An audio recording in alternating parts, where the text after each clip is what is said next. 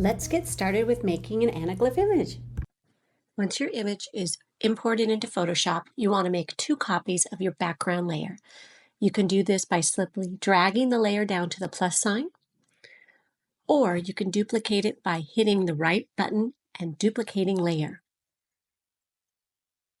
The second layer that we duplicated, we're going to name cyan. This is going to become your cyan layer.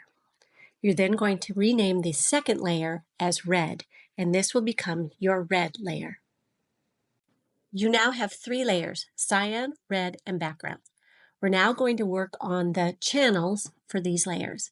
Select your red layer, then go up to Image, Adjustments, and Levels.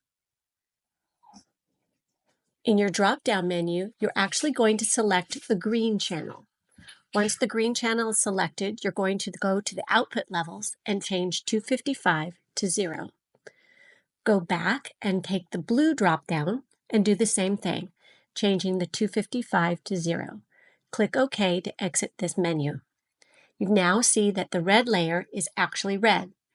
We're going to do a similar technique to the cyan layer.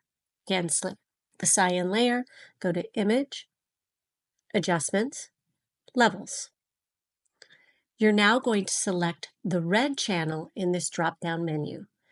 Again, go to the outputs and change 255 to 0. Click OK to exit this menu. You know you've done it correctly when the cyan layer is now blue. We want to adjust the blending options now of the cyan layer. Right-click on it, select Blending Options. This will open up a Blending Options menu.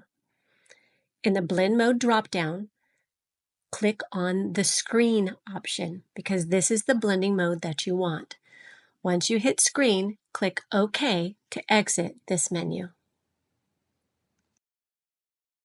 Now we're ready to create the 3D effect. What we're going to do is we're going to move the cyan and red layers.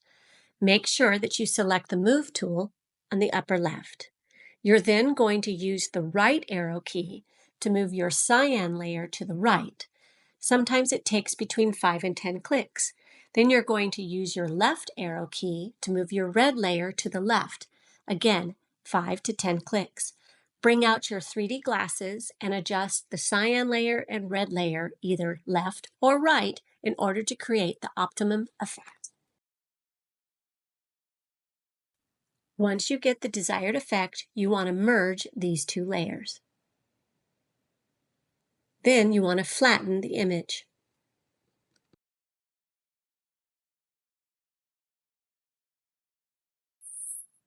Once the image is flattened, you're now ready to crop it.